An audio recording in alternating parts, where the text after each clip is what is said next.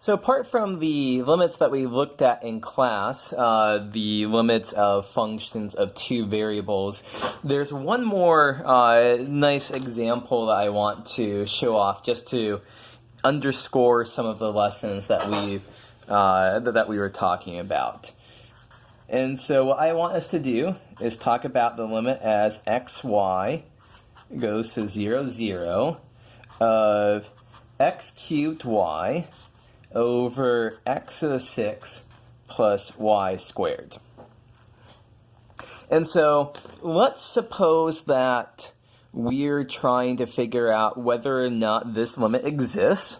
So note right now that we try to substitute in 0, 0, we get 0 over 0 plus 0. So we're currently in a 0 over 0 indeterminate form. And so as we discussed in class, maybe the best thing to do is to try to substitute in y is equal to mx. And so this will give us, let me draw some axes here. So this will give us straight lines into the origin. So lines that look like this, lines that look like this, lines that look like this, lines that look like this, lines that look like this, lines that look like this, lines that look like this. We have lots of straight lines going into the origin. And so we can find two different straight lines where the limits as they go to the origin don't equal to each other. We can say this limit doesn't exist. So let's try y is equal to mx, and let's see what happens. So when we make the substitution, this is now the limit as x goes to 0 of x cubed times mx over x to the 6 plus mx quantity squared. So what do we end up with? We end up with mx to the 4th over x to the 6 plus m squared x squared. And I see a factor of x squared in both the numerator and denominator. Let's factor that out. So x squared times mx squared over x to the 4th times, that should be x squared times x to the 4th plus m squared. So this is good because we can cancel. So we have the limit x goes to 0 of mx squared over x to the 4th plus m squared. Now let's take a moment to say, hey, do we still have an indeterminate form? When we substitute in 0, we get the numerator 0, and the denominator is actually 0 plus m squared. So as long as m is not equal to 0, life is good here. So this is equal to 0 over 0 plus m squared is 0. So as far as we can tell, all the limits here appear to be the same.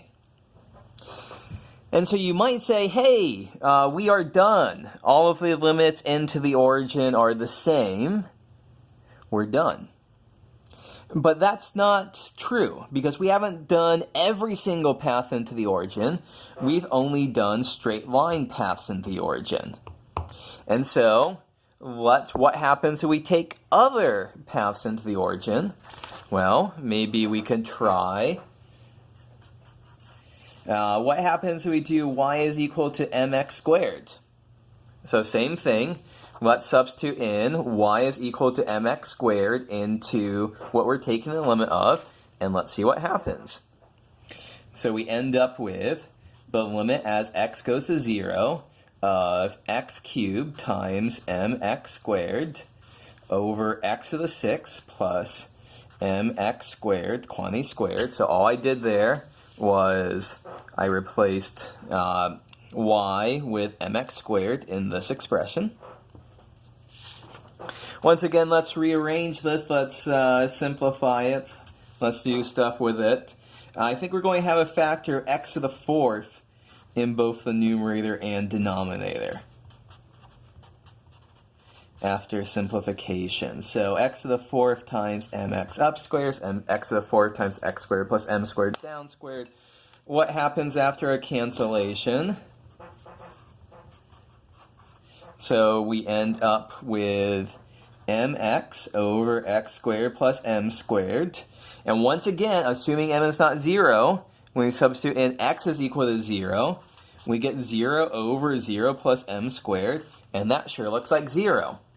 So again, all of our paths into the origin, so we're looking for paths of the, here we're doing paths of the form mx squared, so maybe they look like that, maybe they look like that, maybe they look like that, maybe they look like that.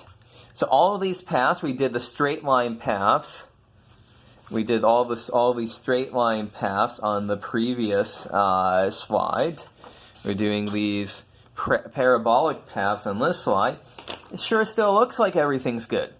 But we still haven't done every single path into the origin. There's paths that aren't straight line paths. There's paths that aren't parabolic paths. Well, what happens if we do y is equal to mx cubed? Well, let's substitute in y is equal to mx cubed into what we're taking the limit of. So that would give us the limit as x goes to 0 of x cubed times mx cubed over x to the 6 plus mx cubed, all of that cubed. Oops, all of that cubed. So once again, that's just replace y's with mx cubes here. And so let's simplify, rearrange. So we've got mx to the 6 upstairs. We've got x to the 6 plus m cubed. Oops, what's going on there? That's supposed to be a squared. My apologies. Let me scribble, scribble, scribble, squared right there. So m cubed x to the 6. We've got x to the 6 both numerator and denominator. So cancel, cancel, cancel. M over 1 plus m cubed. M is a constant. And so all of a sudden, we've got a limit that actually depends on m. If m is equal to 1, this is 1 over 1 plus 1 cubed is 1/2. If m is 2, 1 over 1 plus 2 cubed is 1/9. These aren't equal. So, what's our conclusion? Way back here, this limit does not exist. So, what's the moral of the story here? Just showing that a limit exists. If we want to, even if we verify that all of the straight line limits to a certain point equal, that's not enough to convince ourselves that the limit actually exists, because we haven't considered all of the paths in. And so it took us here considering paths of the form y is equal to mx squared, y is equal to mx cubed. So really, if I ask you on a certain problem to say, show that this limit does exist, and it's of this indeterminate form, your only option that we've discussed here that actually works is to use polar coordinates. So just to emphasize one last time, if you want to show a limit doesn't exist, you have to show that it differs on two different limits on two different paths into that point. Disagree. If you want to show a limit does exist, you have to do it for every single path in, and it doesn't have to be just straight line paths that you're talking about.